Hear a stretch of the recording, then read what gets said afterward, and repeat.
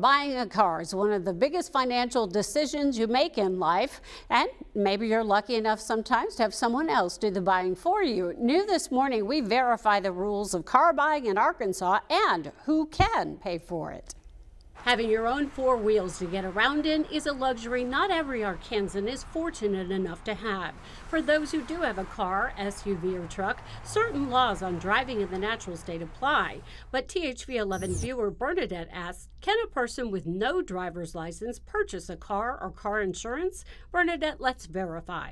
Our sources are the Arkansas Department of Finance and Administration and the State Department of Labor and Licensing. Scott Harden with the DFA says there are several examples of why someone might buy an automobile even if they don't have a valid license. Some of those scenarios include buying a car as a gift for someone else, purchasing a fleet vehicle for a business, using a car for its parts, and a car enthusiast who may wish to add to their collection. Keep in mind, though, that even without a driver's license, the auto dealership will likely require some form of government ID to complete the transaction.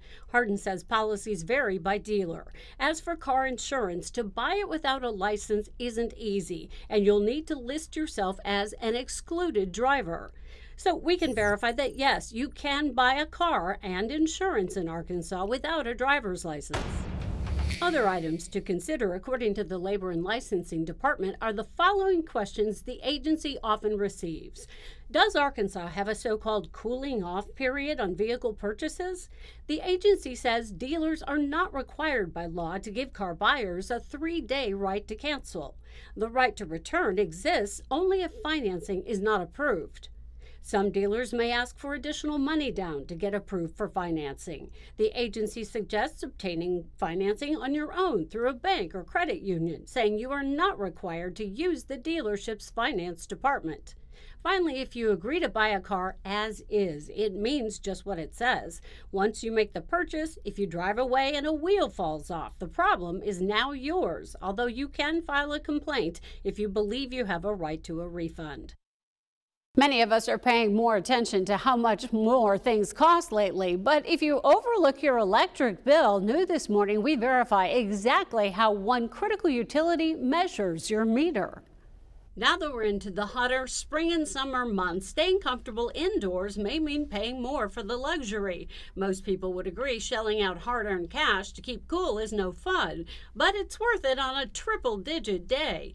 THV 11 viewer Patricia has a question about the ways utility companies determine how much energy you use in your home, specifically Entergy Arkansas. She asks, at what time does Entergy start reading the meter, and what time do they stop for a day's total? Patricia, let's verify. Our sources are Heather Kendrick with Entergy Arkansas and the Arkansas Public Service Commission. The Public Service Commission has general regulatory control over 24 electric utilities in Arkansas, including Entergy. According to the commission, its goal is to ensure public utilities provide safe, adequate, and reliable service at just and reasonable rates. Entergy residential customers have meters located on the outside of their homes that constantly measure electricity consumption. According to Heather Kendrick, Entergy spokesperson, charges for your monthly service are billed in cycles, with meter readings taken at the start and end of each billing cycle. Entergy said readings are not taken daily. And the commission agrees, saying your bill reflects your total monthly usage at rates approved by the commission.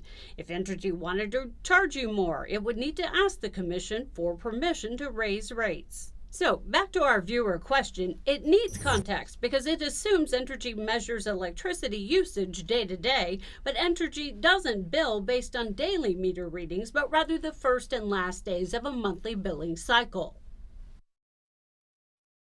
Entergy says customers can track their own usage by downloading the My Entergy app. Mobile apps make it faster and easier to move money from one place to another.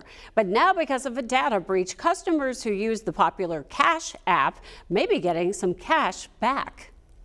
Cash App customers impacted by data breaches between 2018 and 2024 may be eligible for a payment to compensate for the potential loss. We verify who qualifies. Cash App is a smartphone app allowing people to connect their bank accounts to transfer and receive money. The app also includes features for customers to invest in the stock market. Cash App is owned by Block Inc. Google Trends show an increase in people searching for a Cash App settlement, and a viral social media post claims that anyone who was a Cash App customer in 2018 could receive up to $2,500 as part of the settlement. The question, is there a Cash App settlement with payments up to $2,500? Our sources are the official class action settlement website and court records.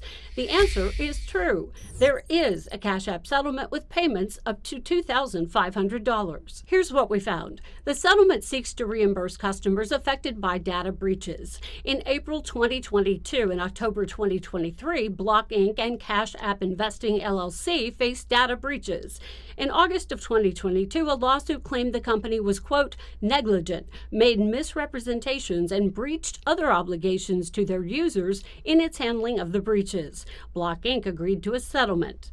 The payments of up to $2,500 are for out-of-pocket losses that can be traced to a data breach event or Cash App error. Examples include fees for credit monitoring purchased because of the breach, accountant's fees, and costs associated with missed payments or unrefunded overdraft fees. Some customers may be eligible for $75 for lost time or additional transaction losses, the settlement documents explain.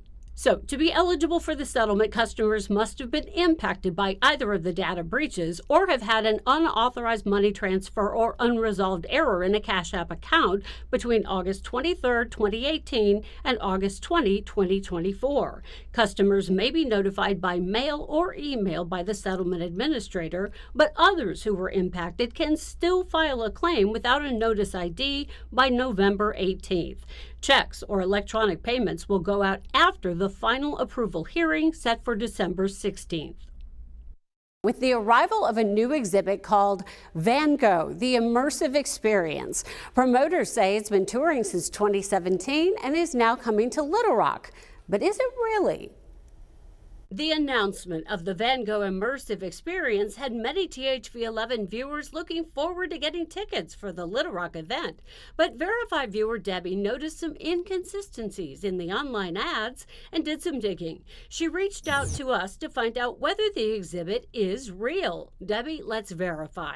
Our sources are the global live entertainment platform Fever, the Vango Expo website, and the Little Rock Convention and Visitors Bureau.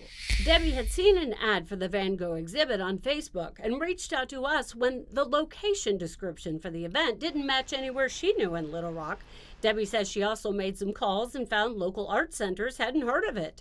She was concerned it might be a scam, saying Little Rock was not even listed on the group of American cities hosting the Vango Immersive Experience. At least it wasn't at the time. Here is video courtesy of Fever and its partner Exhibition Hub, a pioneer in traveling immersive entertainment. The groups claim more than 6 million visitors have enjoyed the large-scale digital art show, wowing audiences of all ages since 2017. THV11 reached out to Santi Santa Maria, the global head of communications at Fever. We received a quick reply and an explanation for the confusion. In a statement, Fever says, quote, there seems to have been a misunderstanding due to a couple of factors, a building number similar to that of a neighboring store, and a temporary delay in updating our city's page with the venue address. We apologize for any inconvenience this may have caused. The company goes on to say, quote, we're happy to clarify any doubts and ensure everyone can enjoy the Vango Immersive Experience. And now the Little Rock Convention and Visitors Bureau shows the event, which gets underway on August 1st. So we can verify that, yes, the Vango Immersive Experience is stopping in Little Rock, despite a bit of a rocky start to its marketing.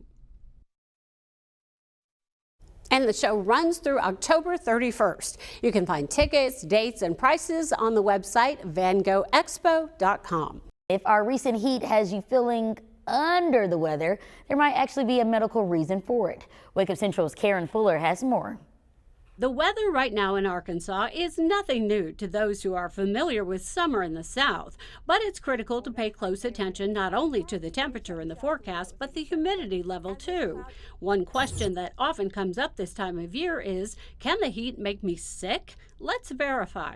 Our sources are the CDC, the Red Cross, the National Library of Medicine, and the Cleveland Clinic. According to the CDC, serious heat-related illnesses like heat exhaustion or heat stroke can happen when the body is not able to properly cool itself through sweating. During extreme heat, a person's body temperature can rise faster than it can cool itself down, and that can lead to damage to the brain or other vital organs. The CDC says an estimated 1,220 people in the U.S. are killed by extreme heat every year. Another less serious reaction to high heat and humidity is called heat intolerance. People with heat intolerance may feel hot even when others feel comfortable or cold.